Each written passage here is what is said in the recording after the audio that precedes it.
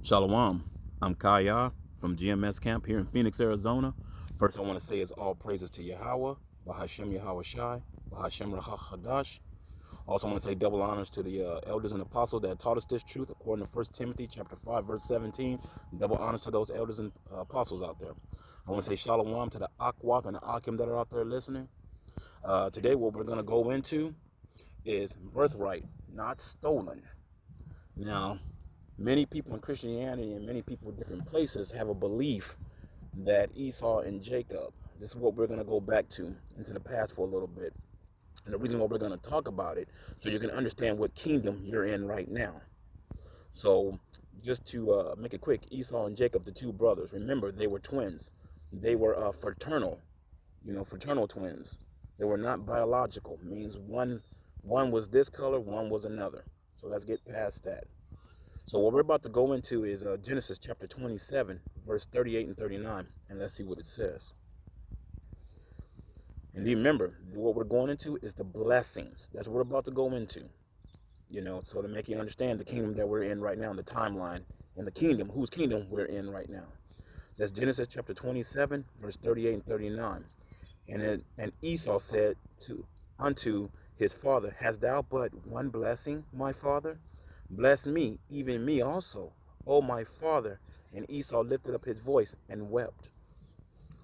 So was apparently what happened here. At one time, we're going to go into it. Jacob had supplanted his brother. A lot of people say, oh, Esau was tricked out of his birthright. We're going to see about that. Let's move on a little further. And Isaac his father answered and said unto him, Behold, thy dwelling shall be the fatness of the earth, and of the dew of heaven from above. Verse 40. And by the sword shalt thou live, and shalt serve thy brother, and it shall come to pass, when thou shalt have the dominion, that thou shalt break his yoke from off thy neck. So what did Isaac tell his son? His son come in there crying, Daddy, Daddy, what about me? What about me? I said, all right, let me go on and bless you too, my son. He said what? By the sword shalt thou live. But what would he have? He would have fatness of the earth and of the dew of heaven. That's what he would have. But he would get it by how? By the sword. That's what he'll get it, by war, by killing. That's how he'll be able to have the things he has. Let's move on a little further with this. So let's find out how Esau reigned. We'll figure this out. When he got dominion, what did the Bible say? He was blessed with what? Isaac blessed him with what? A sword, right? So let's talk about a few of them. We have what? King Alexander. We have the Roman Empire. And of course, we had others. By killing, stealing, calling themselves the people of the land that they conquered. This is how they got the dew of heaven, to this day, Esau has done the same thing, and there's scriptures to prove it. From that time all the way till now, he's doing the same thing. And let's find out where this says it at. We can go to Habakkuk chapter 2, verse 5. It says, Ye also because of let me slow it down. Ye also because he transgressed by wine. He is a proud man, neither keep it at home, who have enlarged his desire as hell, and is as death, and cannot be satisfied, but gather unto him all nations, and heapeth unto him all people. So what is this talking about? He would go out and conquer. He would go out and just conquer other places. As we are today, what do they have here? He has his military in different countries, and there's some of his laws. He has embassies around the world. You can probably go China, you can go to Japan, you can go to Africa, you can go to Switzerland, you can go to Germany, and you're going to find something there. An embassy of what? Or a military base for the Americans. They are there. Let's move on a little further with this. Let's go to Habakkuk chapter 2, verse 12, and let's see what that says. It says, Woe to him that buildeth a town with blood, and establish a city by iniquity. What has Esau done? We said it earlier. He has a sword, a weapon. Not a literal sword. Some people might be a little slow on this. I don't mean a literal sword like a ninja sword or anything like that. A sword is a weapon, a gun, a tank, any kind of, missile, any kind of weapon that can do a lot of damage. That was Esau's blessing. And he's been doing it, like I said, ever since. We all know this. You can sit back and cut the news on. You can sit back and look in a history book and follow this down, what Esau has done. So let's go on a little further with this. And it says here, woe to him that buildeth a town with blood. Okay. And establish a city by iniquity. Well, as I said earlier, what he's doing and what he has done. He's built many things by blood, by slaughtering people.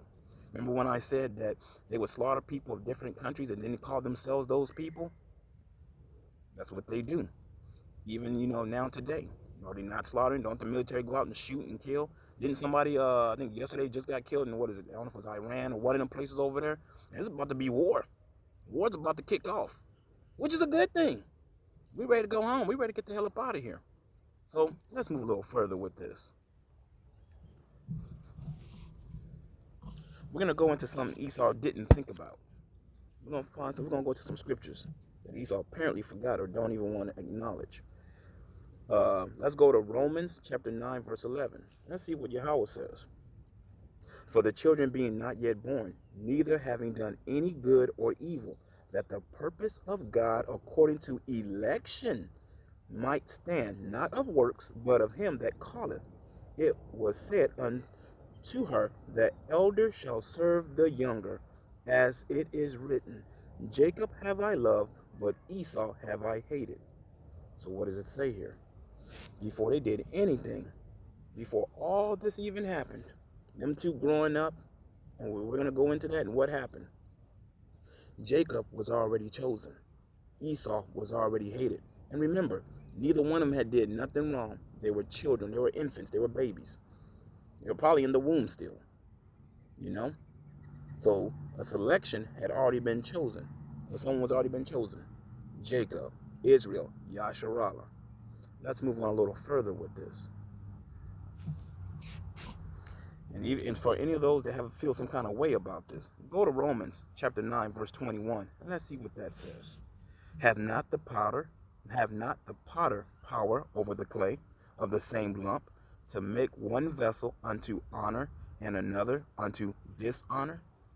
So if you have any kind of feelings about this, because how you may feel about Esau, like Esau got the raw end of the stick, and he didn't. You see what he says here? You can go to the Father and cry about it, because he said out of the same lump, one for honor and one for dishonor. And Esau is dishonor. Let's move on a little further with this. Speaking of dishonor, let's talk about this. Speaking of dishonor, didn't Cain kill Abel? Let's think about that. Cain kills Abel. Esau wants to kill Jacob. Esau is the enemy of Jacob and the other 12 tribes, or out of the tribes. Well, let's go into why Esau hates Jacob. Is it because Jacob supplanted him? Let's go into this and find out why Esau hates us. We're going to Numbers chapter 20, verse 18. And it says, and Edom said unto him, thou shalt... Oh, hold on, let me go back a little bit. Salakia. Oh, I was going to say anyway, Esau has been mad ever since Yahweh chose Jacob, Israel. He's been mad ever since because of that blessing. So now this is going to go into what was going on at that time. Numbers chapter 20, verse 18. And Edom said unto him, thou shalt not pass by me, lest I come out against thee with the sword. Well, what was given to him in the blessing? A sword. So apparently there was a time that the iniquity of Israel had ended, right? So they come out, I forget where they come out of. They come out and they're going across towards where Edom is, where Esau's people are. And what happens? They go over and they're like, hey, can we please pass by? We're not going to mess with your stuff, your cattle. We just going to, cut through. And that's about it. We ain't going to fool with that. If we drink water, we'll pay for it, whatever. Esau says, no, you can't. So this is what this is about. So I'll read it again. Numbers chapter 20, verse 18. And Edom said unto him, Thou shalt not pass by me, lest I come out against thee with the sword. So it lets you know these two brothers have been at it for a very long time. This, what we live in right now, isn't the beginning of the story. This story goes all the way back to the time of Isaac and Rebekah and his two boys, all the way to today. So let's go into Ezekiel 35, verse 5. And let's see what it says. Because thou hast had a perpetual hatred, and hast shed the blood of the children of Israel by the force of the sword, in the time of their calamity, in the time that their iniquity had ended. Therefore, as I live, said the Lord God, I will prepare thee. I will prepare thee unto blood, and blood shall pursue thee. Saith, thou hast not hated blood, even blood shall pursue thee. So that's what's going to happen to Esau ever since. Now we know Basra fell. You know, Yahweh tore that place up. And I know they said, well, we're going to rebuild and all this other stuff that they said. And they did. You got cities.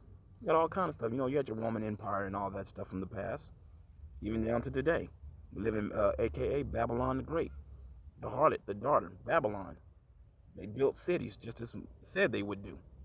But at the same time, they caught that butt whooping back at that time, and they're about to catch it again in a.k.a. Babylon the Great. But let's move on a little further with this.